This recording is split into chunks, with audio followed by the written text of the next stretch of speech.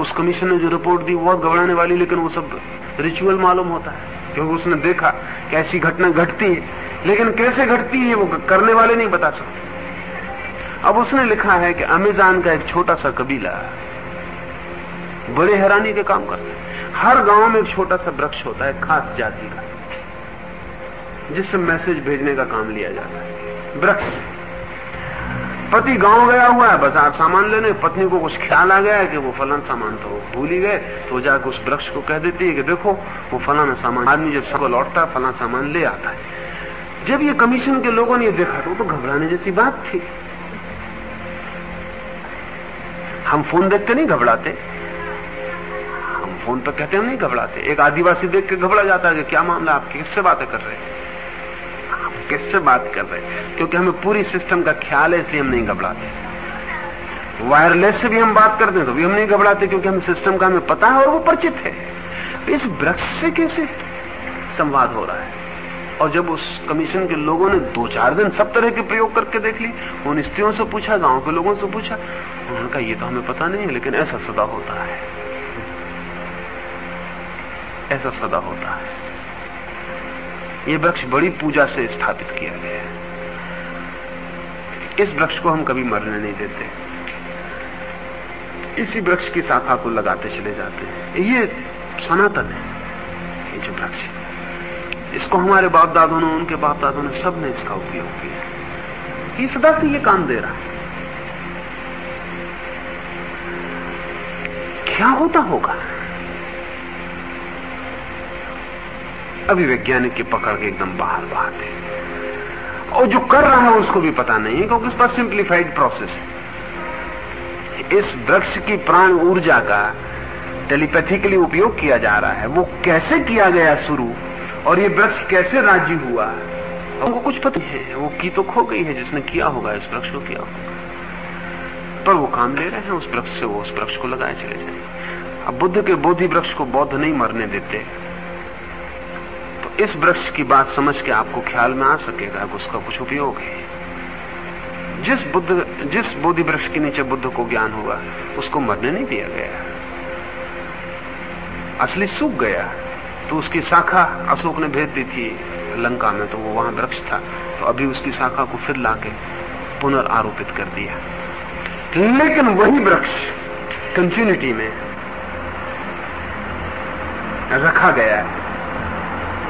अब इस बुद्ध गया के तीर्थ का उपयोग है, वो इस बोधि ज्ञान पाया है।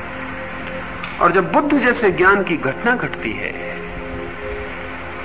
तो अगर जिस वृक्ष के नीचे बैठे थे वो वृक्ष बुद्ध के बुद्धत्व को पी गया हो तो बहुत हैरानी नहीं है। ये जो घटना है, ये जो बुद्ध का बुद्धत्व है, ये जो आलोकित हो जाना है इस व्यक्ति का, ये जो कौन बिजली की पैदा हुई होगी। अगर आकाश से बिजली चमकती है और वृक्ष सूख जाता है, तो कोई कारण तो नहीं है कि बुद्ध में चेतना की बिजली चमके और वृक्ष किन्हीं नए अर्थों में जीवंत हो जाए, जो कि दूसरा वृक्ष नहीं है। तो बुद्ध के गुप्त संदेश थे कि इस वृक्ष को कभी नष्ट न होने दिया जाए। और बुद्ध ने कहा था कि मेरी पूजा मत करना, इस वृक्ष की पूजा चलती थी। तो 500 साल बाद तक के बुद्ध के जितने मंदिर हैं, वो बोध वृक्ष की ही पूजा करते रहे।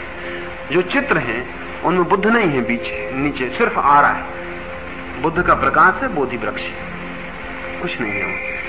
असल में ये जो वृक्ष है, ये आत्मसात कर गया, ये पी गया उस घटना को, ये चार्ज हो गया। अब इस वृक्ष का जो उपयोग जानते हैं, वो आज भी इस वृक्ष के द्वारा बुद्ध से संबंध स्थापित कर सकते हैं। ये तो बोध गया नहीं है मूल्यवान, मूल्यवान वो बोधि वृक्ष है। उस बोधि वृक्ष के नीचे वर्षों तक बुद्ध, जहां वो ध्यान करते करते थक जाते तो उस वृक्ष के पास घूमने लगते, वो घंटों उस वृक्ष के पास घूमते रहते। बुद्ध किसी के साथ इतने ज्यादा नहीं रहे जितने उस वृक्ष के साथ रहे।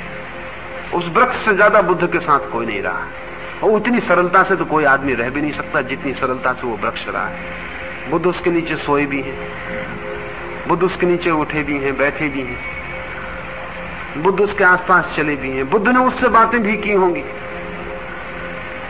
बुद्ध उससे बोले भी होंगे।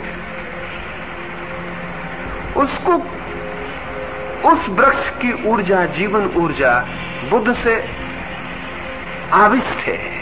लंका तो उसके बेटे ने कहा कि मैं भेंट क्या ले जाऊं, तो उन्होंने कहा और तो कोई भेंट हो भी नहीं सकती इस जगत में, एक ही भेंट हमारे पास है कि तुम इसकी एक शाखा ले जाओ वृक्ष की। उस शाखा को लगाया, आरोपित किया और उस शाखा को भेजा। दुनिया में कभी किसी सम्राट ने किसी वृक्ष की शाखा किसी को भेंट नहीं भेजी, कोई भेंट, मगर सारा लंका आंदोलित हुआ उस शाखा के पहुंचने से। और लोग समझते हैं कि महेंद्र ने लंका को बौद्ध बनाया, वो गलत समझते हैं। वो शाखा महेंद्र की कोई हैसियत न थी, महेंद्र साधारण हैसियत का, और बुद्ध की तो अशोक की लड़की भी साथ थी, संघमित्रा, वो दोनों की कोई इतनी बड़ी हैसियत ना थी। लंका का कन्वर्सन, और ये बुद्ध के ही सीक्रेट संदेश थे कि लंका इस वृक्ष की शाखा पहुंचा दी जाए, ठीक समय की प्रतीक्षा की जाए और ठीक व्यक्ति की, और जब ठीक व्यक्ति आ जाए तो इसको पहुंचा दिया जाए, क्योंकि इसी से वापस किसी दिन हिंदुस्तान में फिर इस वृक्ष को लेना पड़ेगा। अब ये सारी की सारी अंतर कथाएं हैं, जिसको कहना चाहिए गुप्त इतिहास, जो इतिहास के पीछे चलता है, और ठीक व्यक्तियों का उपयोग करना पड़ता है। अब संघमित्रा और महेंद्र दोनों बौद्ध भिक्षु,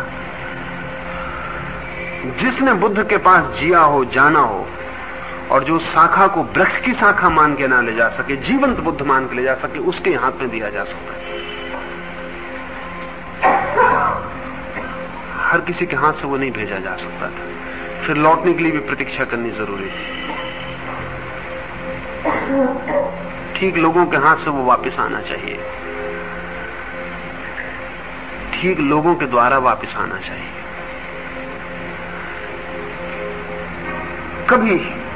कभी इतिहास के पीछे जो इतिहास है वो बात करने जैसा है। असली इतिहास वही है जहां घटनाओं के मूल स्रोत घटित होते हैं, नहीं जो अखबार में छपता है और किताब में लिखा जाता है, वो असली इतिहास नहीं।